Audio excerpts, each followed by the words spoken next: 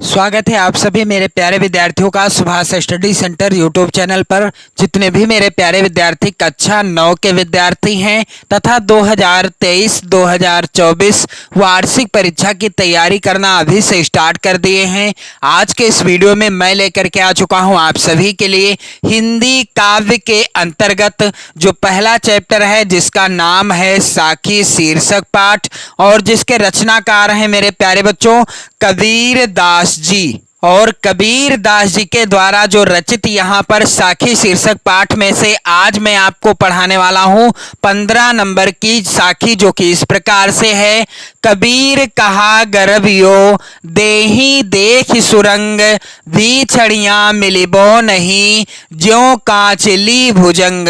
और यह साखी इनकी लास्ट साखी है, यानी आपकी पाठ पुस्तक में साखी शीर्षक पाठ के अंतर्गत कुल 15 साखी ही दी गई हैं। और आपसे एक और निवेदन है कि यदि आपने कबीर दास जी की साखी संख्या 14 यह तन कांचा कुंभ है लिया फिर था साथ, साखी संख्या कबीर दास जी की 13 यही अवसर चेत्या नहीं पशु ज्यों पाली देह। और कबीर दास जी की साखी संख्या यहाँ पर आप लोग ध्यान दीजिएगा 12 यह ऐसा संसार है जैसा सैंबल फूल।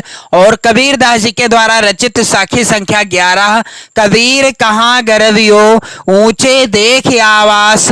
और कबीर दास जी की साखी संख्या 10 जब मैं था तब हरि नहीं अब हरि है मैं नाही। और कबीर दास जी के द्वारा रचित साखी संख्या 9 झूठे सुख को सुख कहें मानत हैं मनमोद। और इसके बाद कबीर दास जी की साखी संख्या 8 अंखड़ियां झाई पड़ी पंथ निहारी निहारी। और कबीर दास जी के द्वारा रचित साखी संख्या 7 कबीर चित्त चमंकिया चहु दिस लागी लाए। और कबीर दास जी के द्वारा रचित भगत भजन हरि नाव है दूजा दुख अपार, जो कि 6 नंबर की साखी है। और कबीर दास जी ने 5वें नंबर की साखी कुछ इस प्रकार से लिखी हुई है आपके पाठ पुस्तक में कि जब मैं था तब गुरु नहीं अब गुरु हैं हम नाही। और कबीर दास जी की साखी संख्या 4 माया दीपक नर पतंग भ्रम भ्रम इवै पड़ंत। और कबीर दास जी के द्वारा रचित साखी संख्या 3 ज्ञान प्रकाश्या गुरु मिल्या सो जिन दीसरी जाए। और कबीर दास जी के द्वारा रचित साखी संख्या 2 राम नाम के पटतरे देवे कौ कछुनाई। और कबीर दास जी के द्वारा रचित साखी संख्या 1 सतगुर हमसू रीझ करी एक कहया प्रसंग बरस्या बादल प्रेम का भीज गया सब अंग। तो मेरे प्यारे बच्चों ये सभी साखियां मैंने आपको पढ़ा दी हैं, अलग अलग वीडियो प्रोवाइड कराया है जिसमें मैंने बताया है इन सभी साखियों का संदर्भ प्रसंग व्याख्या और काव्यगत सौंदर्य। तो मेरे प्यारे बच्चों आप सभी से निवेदन है कि आप यदि अपनी नोट्स बनाना चाहते हैं या आप इन सभी साखियों की व्याख्या रटना नहीं चाहते, अच्छे से समझना चाहते हैं, तो आप लोग चैनल की प्लेलिस्ट में जाएं और आपको वहां पर सभी वीडियो मिल जाएंगे जहां से आप अपनी नोट्स बना पाओगे। और मैं 100% की गारंटी लेता हूं कि यदि आप वीडियो को अच्छी तरीके से देखते हैं, समझ कर देखते हैं, तो आपको व्याख्या रटना नहीं पड़ेगा। ये मेरी 100% की गारंटी है। तो मेरे प्यारे बच्चों आप सभी लोग चैनल को जरूर सब्सक्राइब कर लो, क्योंकि यहां से आप हिंदी काव्य खंड, हिंदी गद्य खंड, हिंदी पद्य खंड यानी काव्य खंड ही है और संस्कृत खंड तथा व्याकरण खंड सभी से रिलेटेड वीडियो मैं क्रमशः आपको प्रोवाइड कराता रहूंगा। और आप सभी मेरे प्यारे बच्चों 2023-2024 वार्षिक परीक्षा की आप लोग बेहतर तैयारी कर सकते हो चैनल के साथ जुड़कर। तो मेरे प्यारे बच्चों कबीर कहाँ यहाँ पर 15वें नंबर की साखी है जो कि इस प्रकार से है। इसका संदर्भ क्या हो जाएगा? कबीर कहाँ गर्भियो देहि देख सुरंग बिछड़िया मिलबो नहीं ज्यों कांचली भुजंग। मेरे प्यारे बच्चों संदर्भ इस तरीके से आपको काले पेन से हेडिंग डाल देना है। प्रस्तुत साखी हमारी पाठ्य पुस्तक हिंदी आप काले पेन से लिख दीजिएगा के काव्यखंड भी आप काले पेन से लिख दीजिएगा में संकलित साखी शीर्षक पाठ से उद्धृत है। पाठ का नाम भी आप काले पेन से और सिंगल इन्वर्टेड कामा में ही लिखेंगे। और जिसके रचयिता कौन है, कबीर दास जी हैं, तो रचयिता का नाम भी आपको काले पेन से ही लिखना है। तो प्रस्तुत साखी हमारी पाठ पुस्तक हिंदी के काव्य खंड में संकलित साखी शीर्षक पाठ से उद्धृत है, जिसके रचयिता कौन है, कबीर दास जी हैं। और मेरे प्यारे बच्चों, आप सभी से निवेदन है कि आप इस वीडियो को जरूर शेयर कर देना, लाइक कर देना और अपने प्यारे प्यारे कमेंट भी करते रहना। चलिए मैं आपको बता दूं कि इसका जो है प्रसंग क्या हो जाएगा। तो प्रसंग इस तरीके से आपको हेडिंग डाल देना है और प्रसंग हो जाएगा कुछ इस प्रकार से कि देह के प्रति मनुष्य का मोह गहन होता है। प्रत्येक मनुष्य अपने शरीर से बहुत ज्यादा प्रेम करता है, मोह करता है। कबीर ने इसी मोह के प्रति मनुष्य को सावधान किया है। यानी जो तुम अपने शरीर को इतना प्रेम करते हो, अपने शरीर से इतना लगाव रखते हो, और इसीलिए कबीर दास जी ने इसी मोह के प्रति मनुष्य को क्या किया है, सावधान किया है। और सावधान करते हुए क्या कहते हैं, चलिए मैं आपको सरल व्याख्या बता दूं। तो मेरे प्यारे बच्चों, कबीर कहाँ गर्वियो देहि देख सुरंग। कबीर दास जी कहते हैं कि तुम अपने शरीर की सुंदरता पर इतना क्यों घमंड करते हो। कबीर कहाँ गर्वियो देहि देख सुरंग, बिछड़ियां मिलबियो नहीं ज्यों काचली भुजंग। कबीर दास जी कहते हैं कि तुम्हारा इस प्रकार से घमंड करना सर्वथा व्यर्थ है। यानी मरने के पश्चात क्या होगा, फिर यह शरीर ठीक उसी प्रकार तुम्हें नहीं मिलेगा। बिछड़ियां मिलबो नहीं, जब तुम्हारी मृत्यु हो जाएगी तो क्या होगा, तुम्हारा शरीर तुमसे बिछड़ जाएगा। और कैसे बिछड़ जाएगा, इस प्रकार से बिछड़ जाएगा जिस प्रकार से अपनी केचुल को एक बार छोड़ देने के पश्चात सांप को वह पुनः प्राप्त नहीं होती, वह उसके लिए निरर्थक हो जाती है।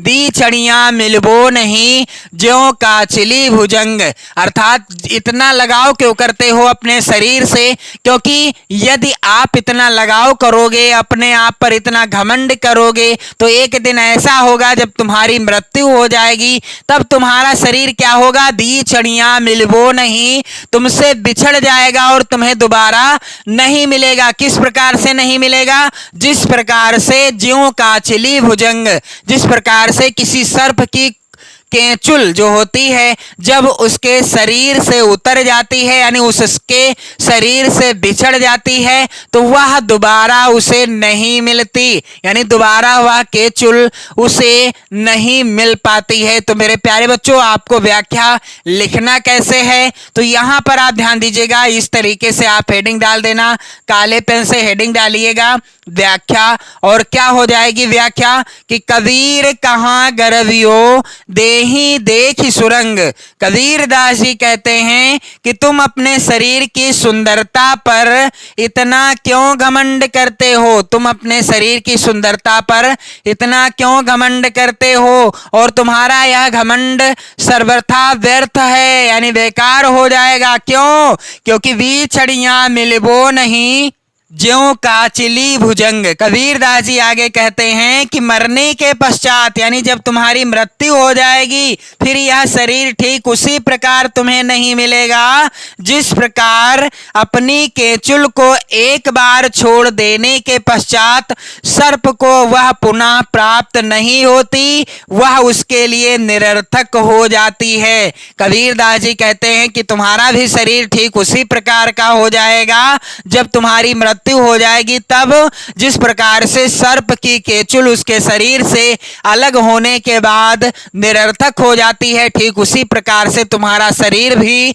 निरर्थक हो जाएगा। इसीलिए हमें घमंड नहीं करना चाहिए। मेरे प्यारे बच्चों, कबीर दास जी ने बड़ी ही अच्छी बात कह दी है प्रस्तुत साखी के द्वारा। तो काव्य सौंदर्य क्या होगा, काव्य सौंदर्य इस तरीके से आप हेडिंग डाल दीजिएगा काले पेन से। पहला बिंदु है भाषा तो कबीरदास जी की जितनी भी साखियां हैं आपकी पाठ पुस्तक में, सभी साखियों की भाषा क्या है? सधुक्कड़ी भाषा है। और अगला बिंदु है रस, तो कबीरदास जी की जितनी भी साखियां हैं आपकी पाठ पुस्तक में, सभी में शांत रस है। यहां पर आप सभी लोग ध्यान दीजिएगा, दो बिंदु तो मिल ही गए। और तीसरा बिंदु है छंद, तो सभी साखियां किस छंद में रचित हैं? सभी साखियां दोहा छंद में रचित हैं। और अलंकार यहां पर अनुप्रास तथा उपमा अलंकार है। अनुप्रास अलंकार वहां होता है जहां पर एक वर्ण या अक्षर एक से अधिक बार आता है, वहां अनुप्रास अलंकार होता है। और मेरे प्यारे बच्चों, उपमा अलंकार वहां होता है जहां पर एक वस्तु व्यक्ति की तुलना, वस्तु हो या किसी व्यक्ति की तुलना किसी व्यक्ति या वस्तु से की जाती है, वहां उपमा अलंकार होता है। तो मेरे प्यारे बच्चों, जब मैं आपको हिंदी व्याकरण पढ़ाऊंगा तो आपको मैं सब चीज क्लियर करा दूंगा। आप सभी मेरे प्यारे बच्चों से एक और निवेदन मैं बार बार करना चाहूंगा कि आप सभी लोग कबीरदास जी की जितनी भी साखियां मैंने आपको पढ़ाई हैं, आप सभी लोग चैनल की प्लेलिस्ट में जाकर वीडियो देख लें, अपनी नोट्स बना लें। और इसके बाद मैं आपको अगला चैप्टर पढ़ाऊंगा जिसका नाम है पदावली, और जो कि मीराबाई जी के द्वारा रचित है। मीराबाई जी की जितनी भी पदावलियां हैं इस पाठ के अंतर्गत मैं सभी का अलग अलग संदर्भ, प्रसंग, व्याख्या और काव्यगत सौंदर्य आप सभी को बताऊंगा। और आप लोग चैनल के साथ जुड़कर अपनी नोट्स बना सकते हैं, अपनी बेहतर तैयारी कर सकते हैं वार्षिक परीक्षा की। तो मेरे प्यारे बच्चों, आप सभी लोग वीडियो को जरूर शेयर कर देना, वीडियो को लाइक कर देना, अपने प्यारे प्यारे कमेंट भी करते रहना। जय हिंद।